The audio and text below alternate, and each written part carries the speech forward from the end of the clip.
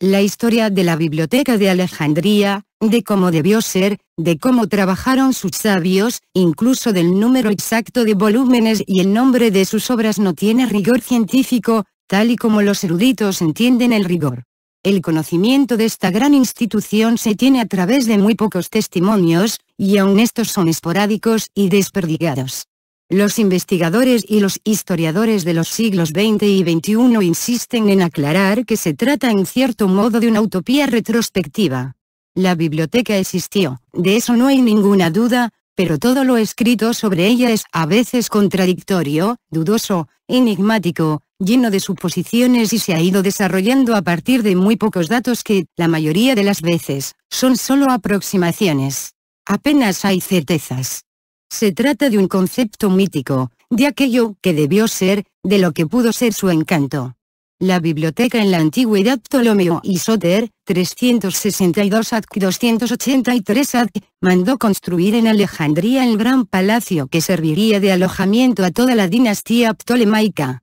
Al otro lado del jardín y conocido desde el principio con el nombre de museo, se erigió otra gran edificación. Lo llamaron así por respeto a la sabiduría, porque lo consideraron como un santuario consagrado a las musas, que eran las diosas de la memoria, de las artes y de las ciencias. El edificio constaba de varias estancias dedicadas al saber, que con el tiempo fueron ampliándose y tomando más importancia, pero también acogía un pequeño zoo, jardines, una gran sala para reuniones e incluso un laboratorio. La Gran Biblioteca de Alejandría, llamada así para distinguirla de la pequeña o hermana biblioteca en el Serapeo, fue fundada por los primeros Ptolomeos con el propósito de ayudar al mantenimiento de la civilización griega en el seno de la muy conservadora civilización egipcia que rodeaba la ciudad alejandrina. Si bien es cierto que el traslado de Demetrio Falereo a Alejandría en el año 296-295 AD, está relacionado con la organización de la biblioteca, también lo es que por lo menos el plan de esta institución fue elaborado bajo Ptolomeo Soter, muerto alrededor de 284 AD, y que la finalización de la obra y su conexión con el museo fue la obra máxima de su sucesor, Ptolomeo II Filadelfo. Como Estrabón no hace mención de la biblioteca en su descripción de los edificios del puerto, parece claro que no estaba en esta parte de la ciudad. Además, su conexión con el museo permite ubicarla en el Bruchellón, el distrito real en el noreste de la ciudad. Las salas del museo que se dedicaron a biblioteca acabaron siendo las más importantes de toda la institución, que fue conocida en el mundo intelectual de la antigüedad al ser único. El origen griego de los Ptolomeos está en su gusto por el saber y el conocimiento. Durante siglos apoyaron y conservaron la biblioteca que, desde sus comienzos, mantuvo un ambiente de estudio y de trabajo. Dedicaron grandes sumas a la adquisición de libros, con obras de Grecia, Persia, India, Israel, África y otras culturas, aunque predominaba la literatura griega. La biblioteca del museo constaba de 10 estancias dedicadas a la investigación, cada una de ellas dedicada a una disciplina diferente. Un gran número de poetas y filósofos, que llegaron a ser más de 100 en sus mejores años, se ocupaban de su mantenimiento, con una dedicación total. En realidad se consideraba el edificio del museo como un verdadero templo dedicado al saber. Se sabe que desde el principio la biblioteca fue un apartado al servicio del museo. Pero más tarde, cuando esta entidad adquirió gran importancia y gran volumen, hubo necesidad de crear un anexo cercano. Se cree que esta segunda biblioteca, la biblioteca hija, fue creada por Ptolomeo III Evergetes, 246 AC 221 AC, y se estableció en la colina del barrio de Racotis, hoy se llama Kermud, en un lugar de Alejandría más alejado del mar, en el antiguo templo erigido por los primeros Ptolomeos al dios Serapis, llamado el Serapeo, considerado como uno de los edificios más bellos de la antigüedad.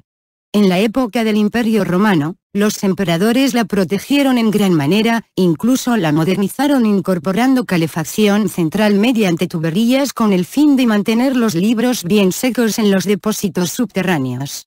Organización Ptolomeo II encargó al poeta y filósofo Calímaco la tarea de catalogación de todos los volúmenes y libros.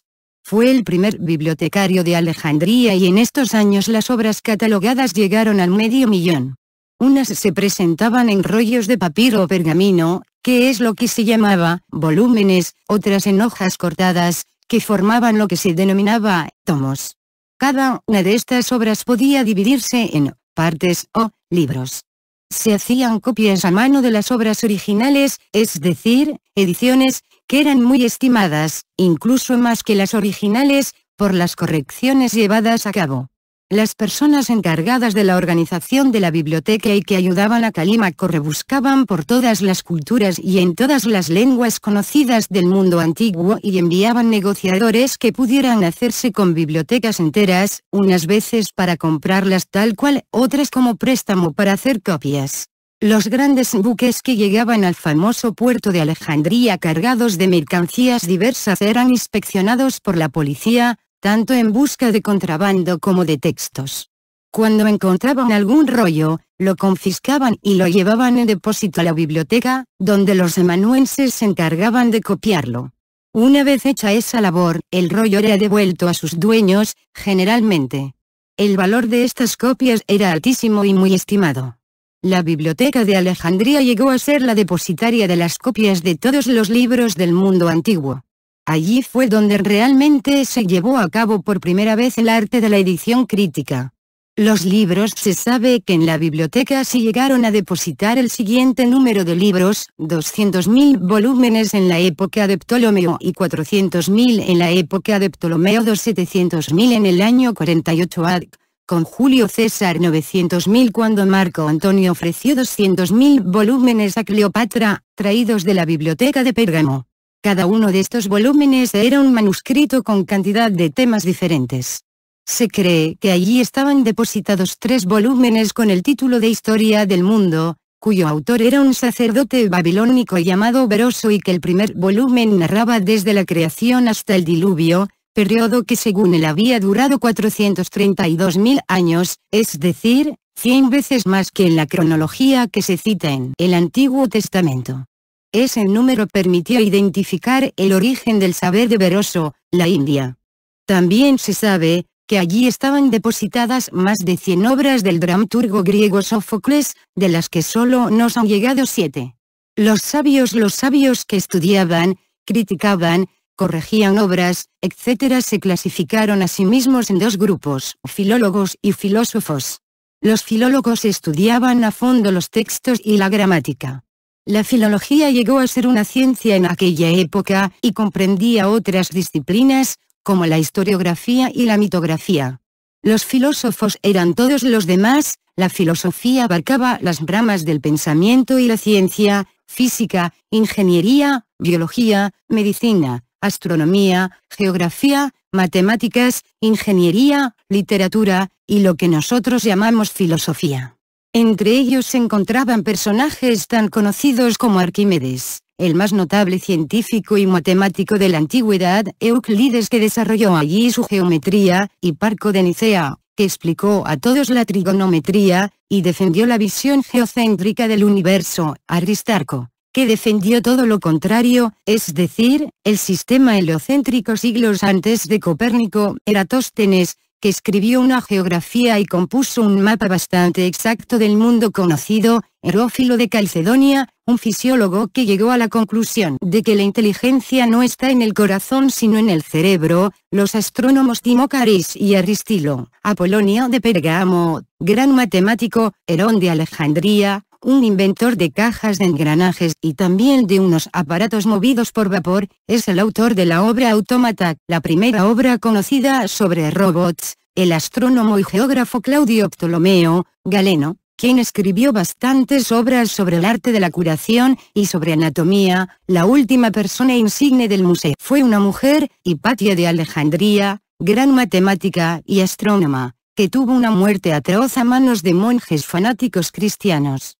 Destrucción suele afirmarse, equivocadamente, que el primero de todos los ataques contra la biblioteca de Alejandría fue el perpetrado por los romanos, Julio César, en persecución de Pompeyo, derrotado en Farsalia, arribó a Egipto para encontrarse con que su antiguo compañero y yerno había sido asesinado por orden de Potino, el visir del rey Ptolomeo XIII, Filópator, para congraciarse con su persona. Egipto padecía una guerra civil por la sucesión del trono, y pronto César se inclinó a favor de la hermana del rey, Cleopatra VII. Consciente de que no podría derrotar a Roma, pero sí a César, y ganarse la gratitud de sus rivales en el Senado, Potino le declaró la guerra. El 9 de noviembre del 48 a.C., las tropas egipcias, comandadas por un general mercenario de nombre Aquila, asediaron a César en el palacio real de la ciudad e intentaron capturar las naves romanas en el puerto. En medio de los combates, teas incendiarias fueron lanzadas por orden de César contra la flota egipcia, reduciéndola a las llamas en pocas horas.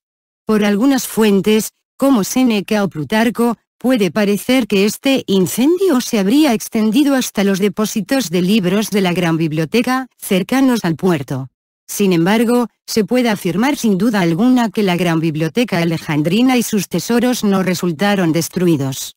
Los famosos 400.000 tomos que habrían ardido fueron en realidad 40.000, depositados en almacenes del puerto, probablemente para su exportación a Roma, tal como indica el Bellum Alexandrinum.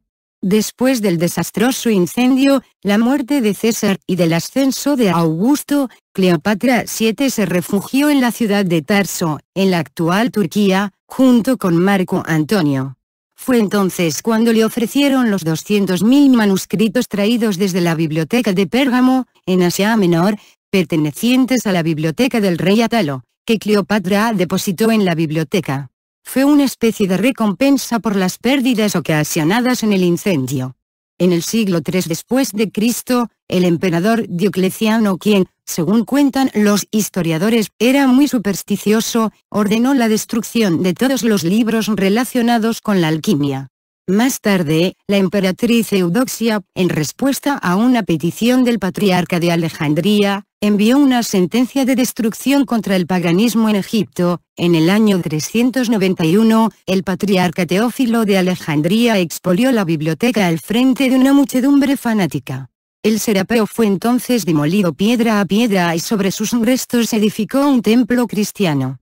El sucesor de Teófilo, su sobrino Cirilo, se dedicó a eliminar a los filósofos, entre los que se encontraba la última directora de la academia, Hipatia. Su asesinato en el 412 marca el fin de la filosofía y la enseñanza platónica en todo el Imperio Romano. Seguramente se salvarían buena parte de los libros de la biblioteca y se pusiera también a buen recaudo el sepulcro de Alejandro Magno, toda vez que la destrucción era previsible. Los arqueólogos no pierden la esperanza de encontrar ambas cosas enterradas quizás en el desierto de Libia. Pero en la colina donde estaba el templo de Serapis nunca se volvió a reconstruir la biblioteca. En el año 416, Orosio, teólogo e historiador hispano-romano, vio con mucha tristeza las ruinas de aquella ciudad que había sido magnífica y los restos de la biblioteca en la colina.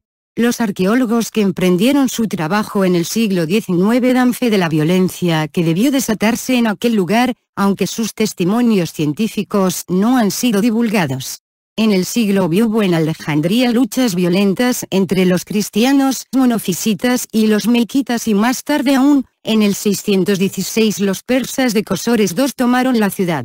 Alejandría seguía siendo, no obstante, una de las mayores metrópolis mediterráneas.